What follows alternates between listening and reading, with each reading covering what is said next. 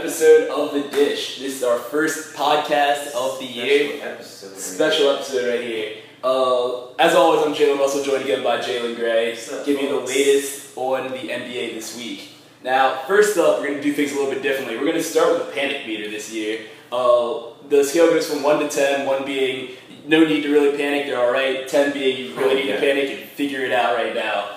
So first team up on the panic meter, we've got Memphis Grizzlies. They're in 9th place, 3-3 right now. Where are they on your panic meter? I have Memphis, let's see, I'm not going to all out panic right now. I'm at like a 8.5 to 9. Jeez. It's pretty bad. I mean, these guys, if there was anything that the Grizzlies had to hang their hat on, it was their defense. But, I mean, right now they are 23rd in the league in points allowed. So, I mean, that itself, Portland just destroyed them the other night.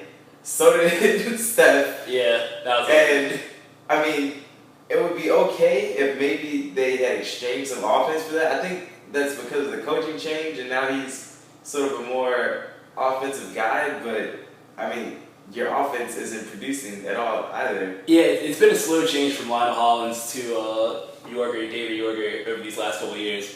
But I don't think I'm going 8.5 from these guys yet. I don't think they'll make the playoffs the way they're playing right now. The way they're playing right now, they won't. But they're still in 9th right now. And I think that looking at how their team is set up, they have pieces that they can move to make this work.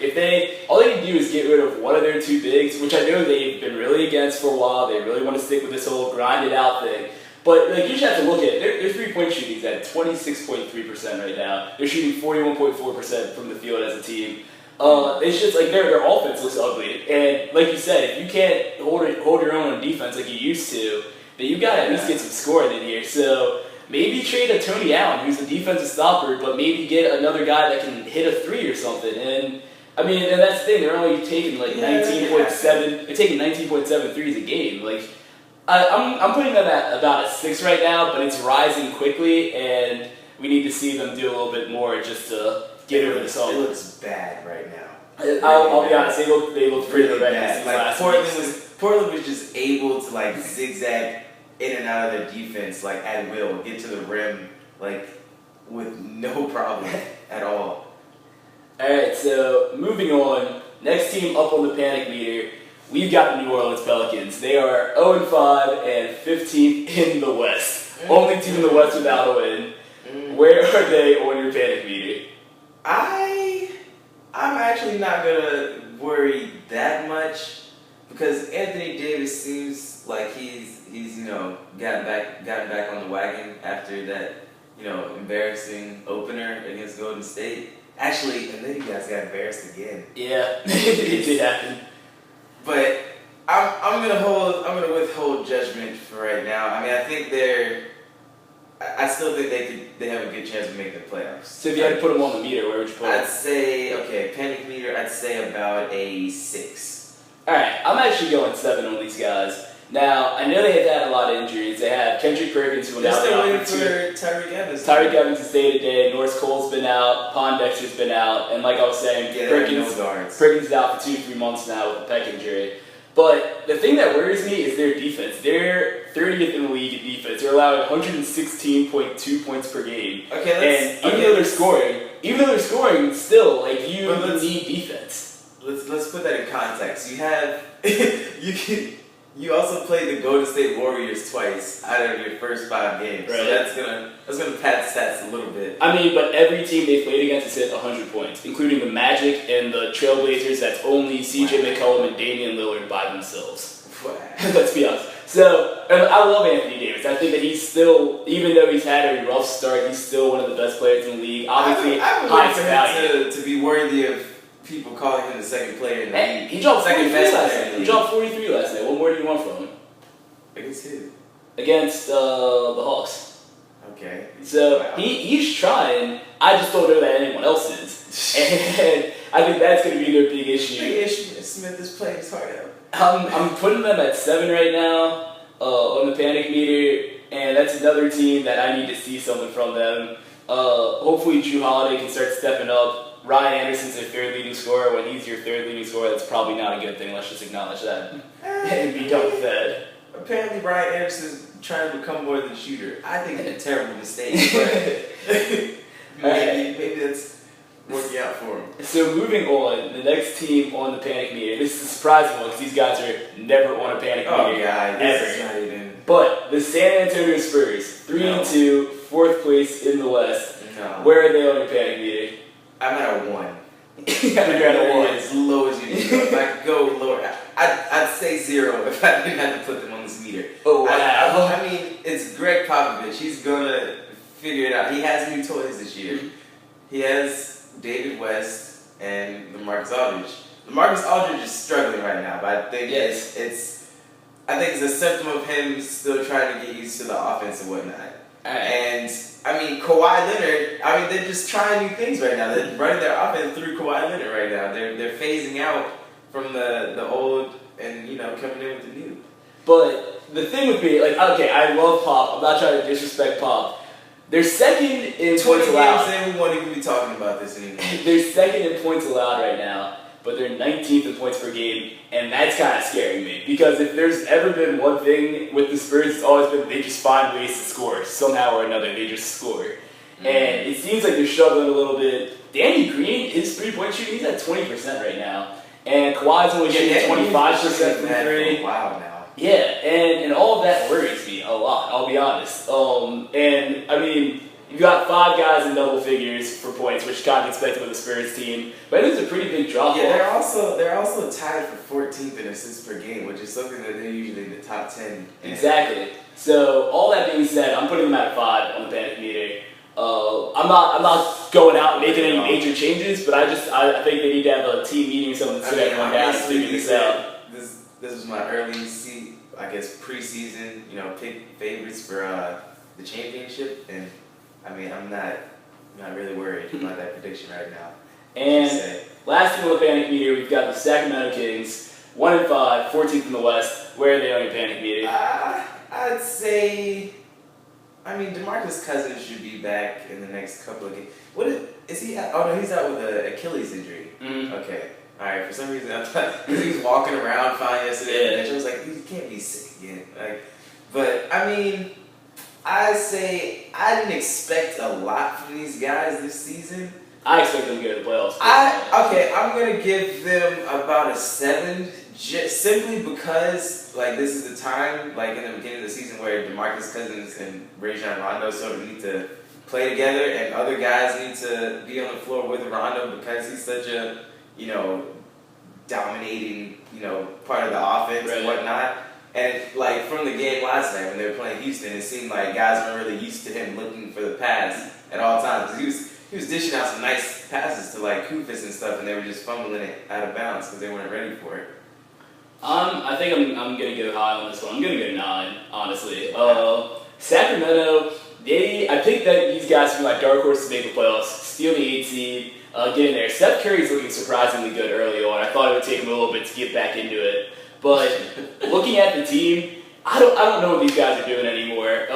Rudy Gay isn't having the greatest season. I don't know what happened since he left. Curry's a little bright spot. Yeah, Steph Curry's a little bright spot, like we said, but I mean, he had a good game last night against Houston, but especially with DeMarcus Cousins, we don't know how long he's going to be out with the Achilles injury, and especially if that gets worse and he misses extended time, I'm talking 15, 20 games, they're done. You might as well just watch the season and just hope that Rondo and Karl can coexist for the rest of the year. I think he'll be fine. I hope he is, because I really want to see something from these guys, but it looks like they're struggling right now. I want to see if that 3-point shooting can become consistent. That would be crazy. Yeah. All right. So moving on, we've got our biggest surprises so far of the young season. First up, we've got Derrick Rose. What's he showing me these first couple weeks that surprised you so much? I mean, just the way that he's sort of dealt with all of this injuries. I mean, he impressed me first of all with his 29-point outing against OKC, and what did he make 6 clutch points in the last including that step 3 minutes or so. Yeah, I mean that just showed me he may not be as athletic as he was and be able to do everything that he wants to on the floor, but he's still a basketball player that knows how to go out there and do what it takes to win a game or like help his team. And they needed him to be the scorer that night. He was feeling it, and he played well. I was impressed. So the thing that's kind of surprised me with him is it's more actually the way the team's reacting to him, because he's not shooting a great percentage from the field. I don't know if people are picking this up, but he's shooting 38% from the field right now. And even though he had that big game against OKC where everyone was he's like... also not taking a ton of shots. Right, but against OKC, everyone was like, yeah, okay, Derrick Rose is back, Derrick Rose is doing his thing. He's taking 15 shots a game, and he's only shooting 38% from the field when you've got a guy like Jimmy Butler, when you've got a guy like Nikola Mirotic, who can all score at high levels. I'm kind of surprised how much he seems to be in this contest to outshine Jimmy Butler on a consistent basis, and how much he's so settled. He just doesn't look like he cares about what the team does. He just wants to be better than Jimmy Butler. He wants this to be his team again. I don't think that's it at all. And I think his game against OKC, he saw that as an opportunity. He's like, all right, I'm going against Russell Westbrook, one of the best point guards in the league right now. I've got to Of course, that motivated him. And what did you tell me? That was their first time playing each other since 2010. Yeah. So I mean, I'm pretty sure there were people in his ear telling him that, and that irked him. He was like, all right, fine. Like, then I'm gonna show out. I'm just going to throw this out there. He's leading the team in turnovers per game. He's also at a 10.6 per. With how many turnovers? 2.7.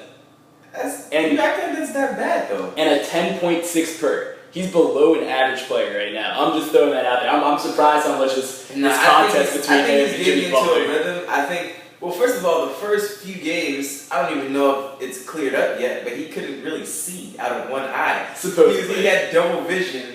Okay, all right. He's soft. You're gonna, okay. Yeah, I'm throwing it out there. Okay. But you break an orbital bone in your face. You're trying to walk around like a normal life. All right, so next person up on our surprises is Kristaps Porzingis, the guy that got booed at the draft, on draft night in New York. What has surprised you about the way he's been playing so far? I mean, I didn't expect him to be go this hard. Like, I mean, what does he have? Like 3 crazy putback dunks over people. He's one every night. That honestly. last one, yeah, was the 2-hander. That was nasty. And I mean, he can shoot. What is he averaging? 12 points a game and 8 rebounds. I mean, he's almost averaging a double-double. That's more than what I expected from him, to be honest. I'll be honest, I have been blown away by Kristaps Porzingis so far. I thought he was going to come into the league soft. I thought he was going to come in hesitant. Yeah. And he's crashing these boards so hard. He's getting these putbacks every single night. He had that one move against, I think it was Toronto, where he had a little spin move after this. That was sort of accidental. He got bumped and just got turned around. But it looked kind of natural. It was nice. Honestly, and the thing that's the fact that he was coordinated enough to turn around at 7-3 and put that out. Exactly. And the thing that's really throwing me off, or that's surprising me rather, is how efficiently he's doing it as well. He's 20.0 per right now. He's actually second on his team behind Derrick Williams in per.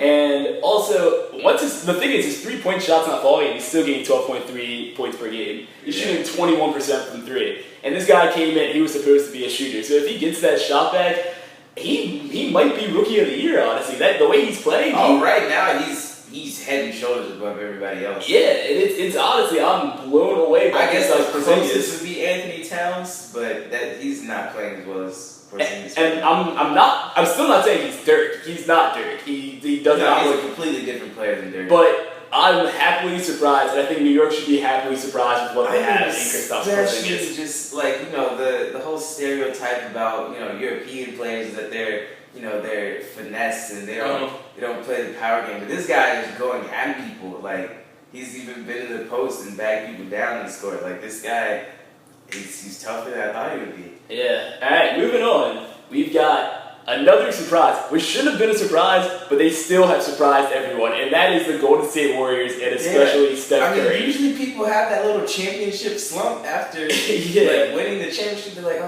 we're the best. Maybe only undefeated team in the league right now. They are first in points per game, first in assists per game, second in rebounds per game, and ninth in points allowed. And Steph said it better than anyone else could have. He just said, we're even better than last year. I don't understand. Especially him specifically.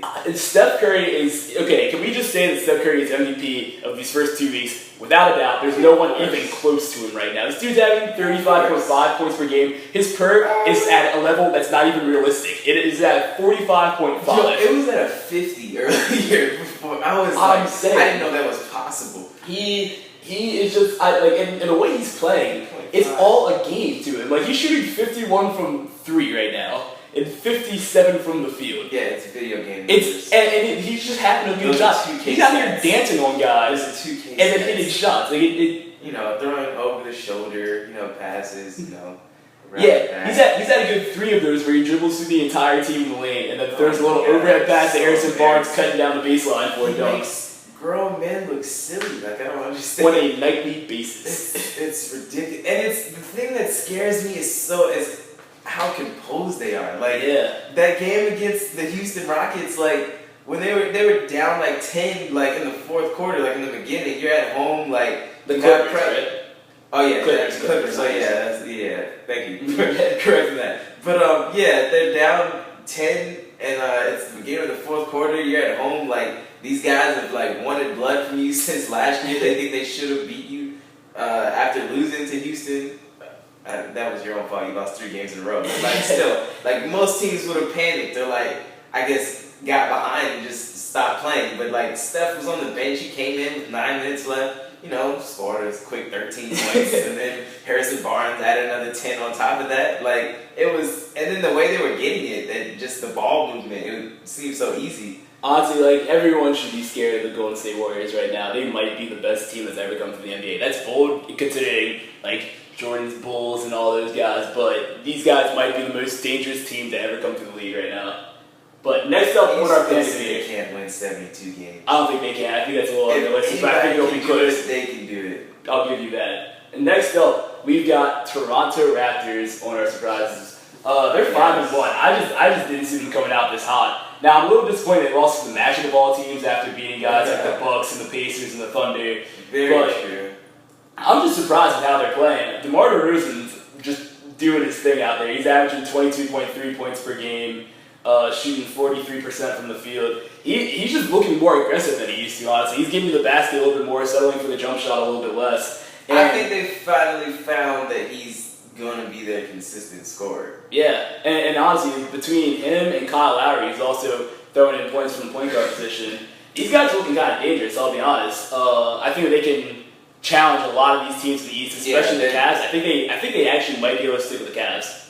I actually expect them to be probably in the top 3 in the East this year. Yeah, I think Atlanta will drop out of that second spot, and it'll probably be Cleveland. I think Washington will actually end up second. And the Raptors at third. But it's mostly because they're playing good defense, and they've done that before. Last year they sort of dropped off, I felt like. But they're 6th in points allowed right now, and they're also 12th in points per game. So, right now they look very good. Yeah, and we saw this in the preseason too. They went 5-2 in the preseason, so it wasn't like this some sort of huge surprise. If you watch in the preseason, they look just as good as they do now. So, and they've got a pretty deep team too. So even through injuries, they should be pretty good throughout the year. Moving on, I think honestly the biggest surprise so far this year for me is the Portland Trail Blazers. Oh yes, I can't believe they're 4-2 right now. I thought they were going to be way lower than this in the West. Lillard is going to go out shooting. So between him and CJ McCollum, they're actually the second. They have the second most average points per game between a duo in the entire league. CJ McCollum, only behind Westbrook and KD. Yeah, and it's ridiculous. And they're both doing it in an efficient way. 60 points per game. Aminu's stepping up, getting his points. Mason Plumlee is actually kind of aggressive down low for the first time since he was at Duke. These guys are just honestly surprising me. And I honestly he played well in Brooklyn. He was aggressive. He was soft. And Brook Lopez. He was giving crazy dunks every other night. Because no one was guarding him because he was soft, so he would get one a night. I'm just surprised that all these guys seem to have stepped up into these roles. They're taking this opportunity to prove to everyone in the league that they belong and that they should actually be considered a dangerous team. And so far, it's hard to argue with it. CJ McCollum's out here scoring 22 a night. Aminu's throwing in 14 points. He's looking aggressive, kind of like how he did with the Mavs last year. I'm just really surprised with these guys, honestly. I didn't expect any of this out of them, and I think Damian Lillard is looking like an MVP right now. Now, he's not Steph Curry levels, but he's doing his thing. Yeah, I actually, that's what kind of surprises me the most. I mean, every other starter besides Damian Lillard left. Yeah, Portland and their sixth man. Yeah. Oh god. Yeah. After LaMarcus Aldridge, so I felt like this might be a rebuilding year for them. I mean, they still have nice pieces, and as we can see, they can win with them. But I mean, I expected him to come out, lukewarm about it. Like, I'm not really playing for much. Like, it's just me and this ragtag team of players. But CJ McCollum, stepped up to the challenge, and they look good so far. All right, so after all this has been said and done, we're wrapping up with a bold prediction from each of us. You want to go first? What's your bold prediction? My bold prediction is that Kawhi Leonard will win the MVP this year, along with winning the Defensive Player of the Year. Wow. Yeah. I mean, his defense is always a staple. I feel like, everybody was put on notice before that, but last year when he won Defensive Player of the Year, it was deservingly so. Even though Draymond Green and others were close seconds, I feel like that will continue, and I feel like his offensive game is pretty much unstoppable right now. There's not many people that can guard Kawhi Leonard. I'm gonna throw one name. He's too strong and too big. Just to finish that up, I'm gonna throw one name out there. Steph Curry, his offense isn't almost unstoppable, it actually is unstoppable. No one can do anything to affect that guy right now. Okay. And unless he cools down a whole lot for about a month and a half. I actually feel like Steph will go in a shooting slump this year. Wow. Maybe that should have been your for like a drought. Like I'm talking about a good 6-7 games, like a bad shooting. It's not looking like it so far.